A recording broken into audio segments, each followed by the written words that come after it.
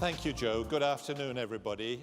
I was terrified watching Secretary Hunt that he was going to fall off the steps, so I'm going to stay right back in case I worry about myself. I'm going to be talking a little bit about the WHO's medication safety challenge. You've already heard about the scale of the problem of medication safety worldwide, medication error, both in human terms and in economic terms. But really, as we've all found when we're relating to this subject and trying to find ways of inspiring people and galvanizing action, is when we look at the granularity that we start to see how this is affecting real people and why it's such an urgent need to address it. This little baby was born in a hospital in the UK in the mid-2000s. And she had a congenital heart abnormality that needed major heart surgery, but it was something that was treatable. And for all children, and indeed adults in these situations, when you have heart surgery, you usually need an anticoagulant at some point in your care. And she was prescribed 1,500 units of heparin. That was what she needed. That was the way the prescription was written. That was the way the prescription was given. An error which killed her, 15,000 of units of heparin given because the abbreviation U for units was used. An error that's happened not just in the UK, but in other parts of the world as well. This lady's face and name will be well known to many of you, especially those of you from the United States. Betsy Lehman, the award-winning health economist of the Boston Globe. She was treated in her local hospital in Boston, a major teaching center. She had breast cancer. She was put on an experimental cancer drug. There was a clear protocol for it. The calculation of the dose was by the patient's body surface area. And the calculation was performed, and she received 4 times the proper dose over 4 consecutive days. She died. 12 different people, a mixture of pharmacists, doctors, and nurses, countersigned these dosage calculations. Another woman on the same experimental drug therapy for cancer had the same treatment, and she also got 4 times the intended dose over a 4-day period, and she was severely harmed. She didn't die, but both patients were given another drug to counteract the side effects of the cancer chemotherapy, and they each received 4 times the dose of that as well. There was a major media furor against the hospital. You can imagine the reporter of the local newspaper, one of their own, had been killed by the local hospital that she'd written about in positive terms many times. And Dana-Farber was subject to all sorts of regulatory action and fines. But it is one of the hospitals in the world, for those of you who know it, that used the occurrence of Betsy Lehman's death to transform their approach to patient-centered care and to genuinely transform it. And I'd like to step aside just a second from the medication safety story there, just to make 2 general points about patient safety. And there are all sorts of things, and I've been involved in this for a long, long time now, both in the UK when I was Chief Medical Officer, before that when I was a regional director in the NHS, and then subsequently in the WHO program since 2006. There are many, many unanswered questions, some of them very, very profound. And one of them is, when a tragic event like this happens, why is it that some hospitals dedicate themselves to transform permanently, and some regard it as a sad moment that they have an inquiry report, they try and learn, but really their practice, their culture, their ways of doing things doesn't change at all? Why such a difference? And why is it that other industries, when an aeroplane comes down or a nuclear plant, that there is a major, often industry-wide transformation? But what you see in relation to patient safety is that not only do you not get an industry-wide transformation, you don't even get an institution-wide transformation, and it's the minority that those occurs. So that's one of the, if you like, there are many unanswered problems and questions in patient safety that I've encountered, and that's one of them. The other thing is to say about this particular incident with Betsy Lehman. I mean, it was a terrible tragedy. Her husband worked in the same hospital as a research technician. That she didn't die from a simple error coming out of the blue. When the authorities looked back at the hospital, they found some very, very adverse features of the culture going back a long way. And so her death, if you like, was a tragic marker of an organization that did not have the right culture, a degree of arrogance, and all sorts of things which were pointed out by authorities and investigators. So those are I picked those two examples, even though you might be quite familiar with them, because if you like, they're right at the simple end of medication error, an abbreviation and a calculation error, both of which could be, I think, you could get pretty close to zero if you banned abbreviations. And I think on the calculation front, there are ways also of dealing with that.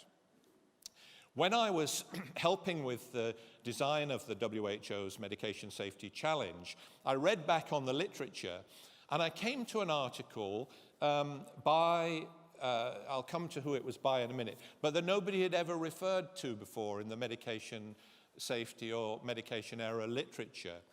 And it was written by a man called Alphonse Chapanis. I don't know whether any of you have heard of him or know of him, but he was one of a group of people in the golden era of ergonomics immediately post-war.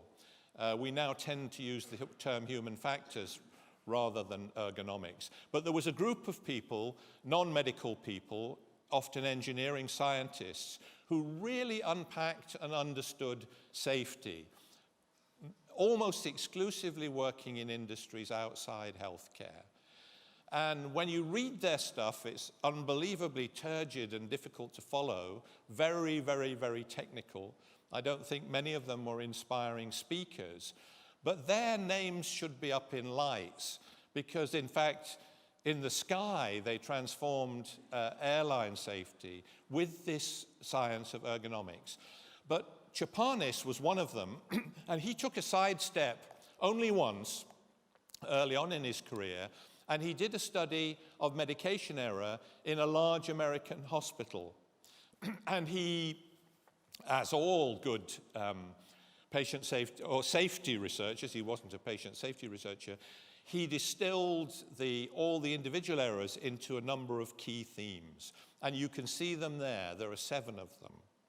1961, Alphonse Chapanis did this work. Every one of those is still alive and kicking around the world today, causing harm to patients. So the huge tragedy and irony in the fact that between the work of the ergonomics experts in the 1960s and even before that, 50s and 60s, all the other industries that they'd observed and worked in were transformed, have been transformed in safety terms over that time. Health, they weren't particularly interested in, but when they did look, they found the same sorts of things, but that transformation wasn't picked up by the industry and carried forward. One final story, and I'm doing these stories with a purpose. You will have heard me maybe on previous occasions talk about this young man, Wayne Jowett. When I was Chief Medical Officer, I produced a report called An Organization with a Memory, which started the patient safety program in the NHS. And the intrathecal administration error was one of the case studies that I put in the report.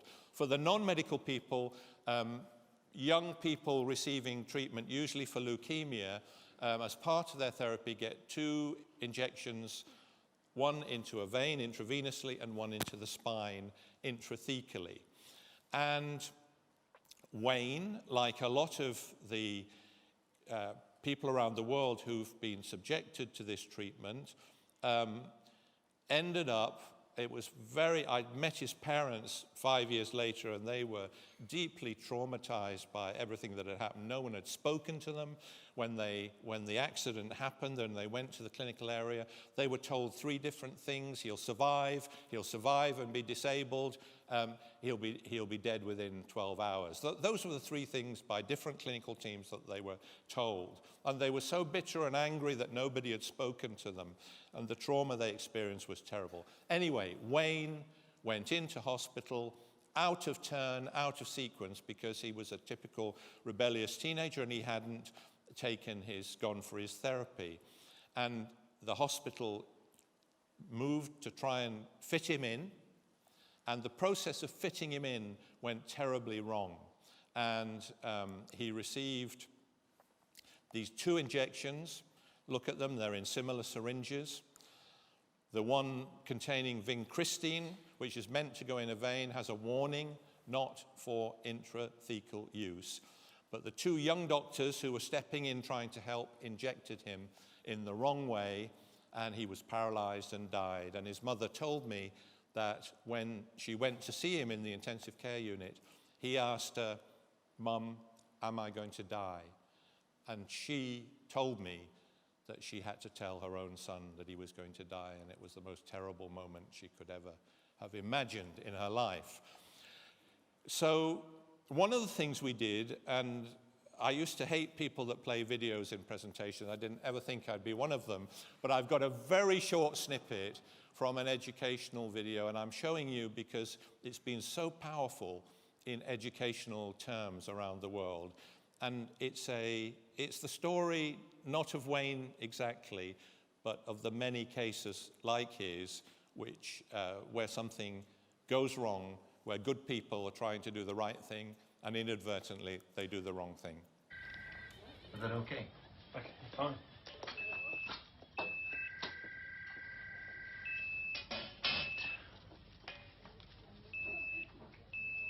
Vincristine, 2 milligrams in 2 mils. Right.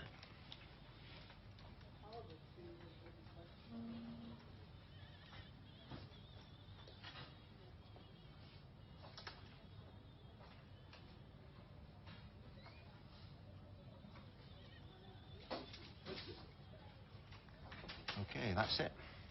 Got a plaster? Excellent. Okay.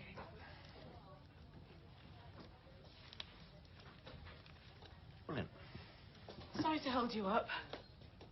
You can't have finished already. Yeah, we have, yeah. I've got the methotrexate. So what have you given her?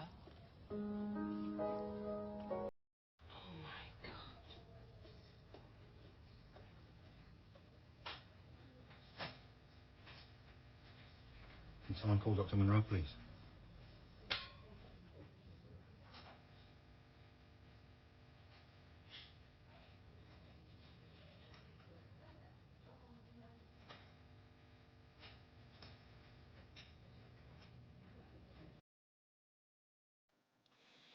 So I've been out of clinical practice for many, many years in public health and management, but I can feel myself in that moment, and I know a lot of young doctors and medical students and nursing students who've have seen the video have found the same thing. They feel what's going on, and that's, I think, a really good example of the sort of educational material that we need to produce. It's the granularity and the human nature of it that draws people in, and they never forget.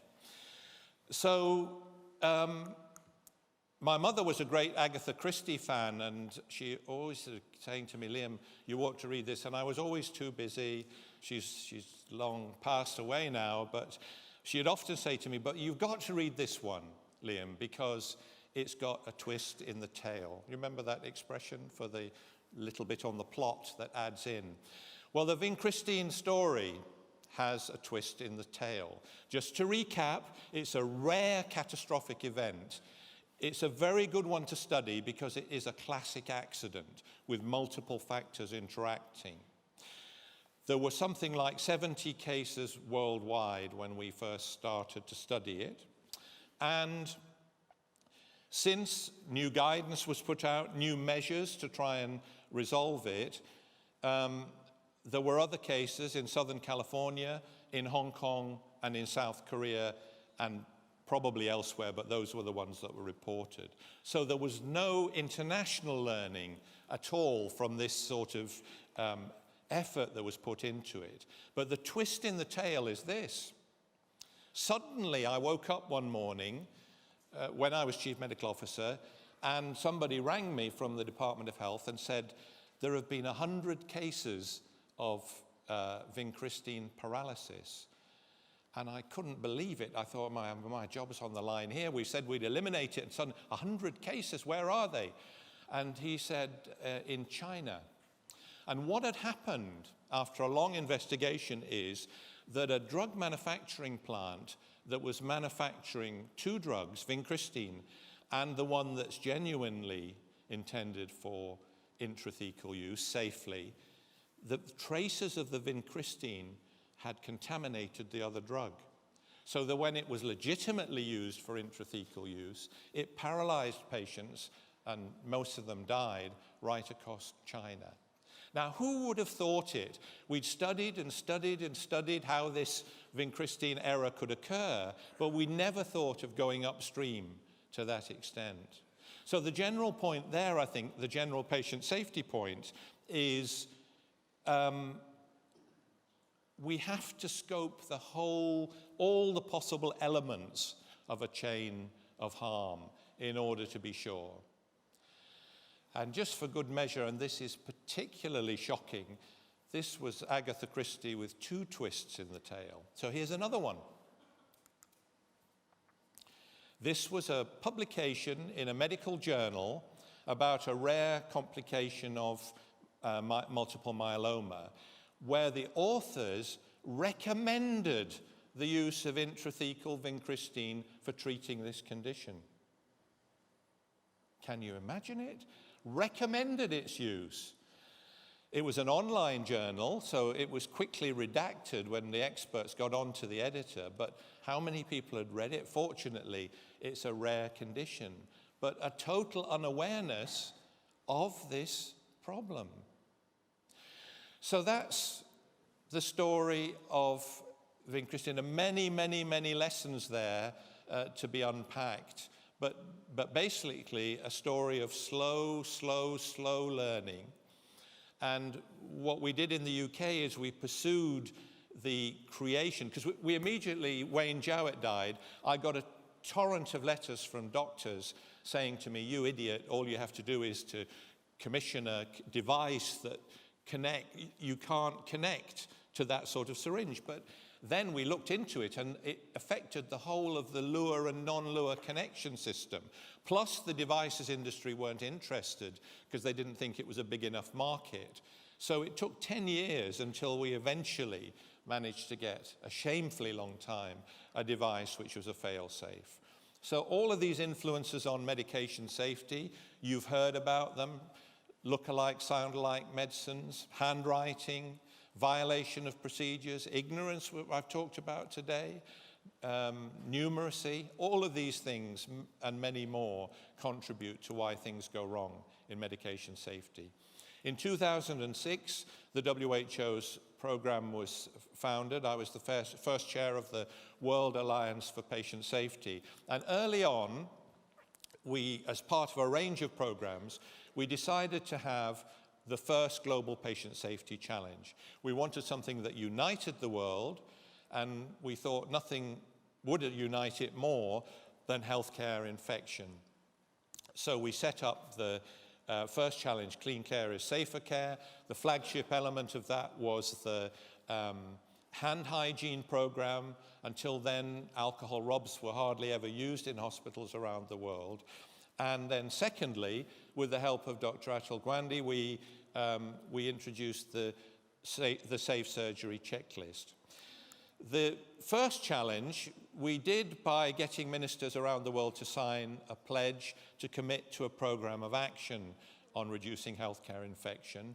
And over time, the program covered something like, it now covers 90% of the world. Now, this is soft, it's not easily measurable, we can't demonstrate big outcomes, but what we did learn from it is that these challenges can galvanize action, but they have to be something that inspires people, they have to be simple. Ideally, they have to have what Malcolm Gladwell calls a sticky element. The alcohol gels were, people immediately understood the clean hands message, and the surgical checklist and the parallel with the airline industry, people immediately understood that. So in designing the next challenge, we're seeking to create the same sort of excitement and action and engagement, particularly at the political level, which is terribly important in this sort of change. So the third challenge has been launched. You've heard a little bit about its target. We agonized about a target, but everybody advised that in global health, unless you have something clear-cut, there are too many competing priorities, and you'll never get on the political agenda. You might get on the professional agenda, but to get on the political agenda, you've got to be bold and ambitious. We're doing it by, I think, quite a clever technique of devolving responsibility for working out the detailed programs to the countries themselves. So we have 4 domains: health professionals, what they can do and what causes medication harm in their area, medicines as products, processes and procedures, including regulation, and then patients and the public. And so the idea is that each country would set up its own national group in these 4 areas. And I think the clever part of it, compared to the previous challenges, is that it would be likely that you would then get a community of experts and patients and others who would grow up to form these groups and ultimately be part of the program of change, process of change. But in addition to that, we've picked 3 flagship elements after careful consultation. One is high-risk medicines, and we'll be asking the country themselves to pick for their country which is the best high-risk medicine to, will it be anticoagulants? What will it be? Will it be non-steroidal anti-inflammatory? What will it be? But something measurable and where rapid progress on the source of harm can be made. Polypharmacy. We were talking about this. I visited some hospitals. There was one hospital I visited in the UK, which I talked to the pharmacist who was doing the discharges of the elderly patients at the weekend who'd got better and were leaving. And he said he'd filled prescriptions for 5 patients who'd gone out with 12 drugs each.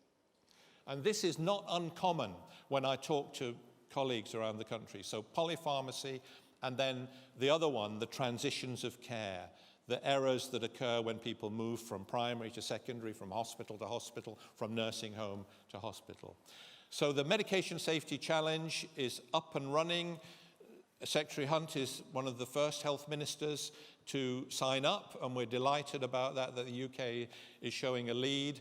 The Middle Eastern region, particularly with countries like Oman, have also signed up. So we'll be working very, very hard. But the key to it is to grow that community of experts and enthusiasts in the countries concerned.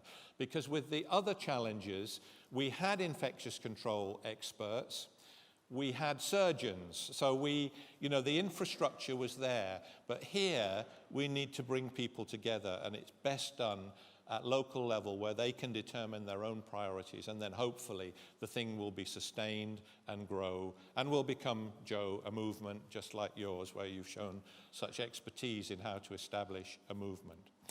So I'm going to finish. Joe was asking me about Churchill and his associations here.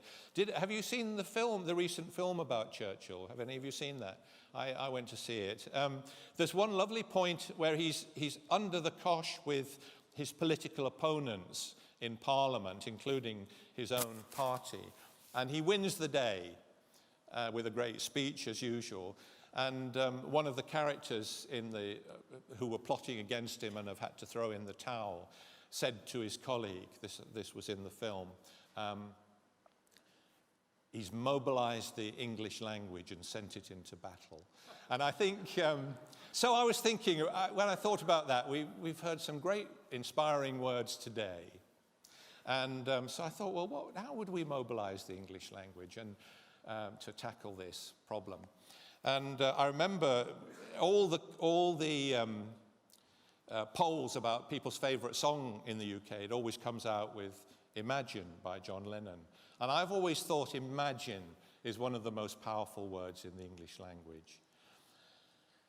And in the field of safety and reducing harm, I think zero is the most powerful word that you could have. So I end by saying to you, let's mobilize, imagine zero, and go into battle against avoidable harm. Thank you.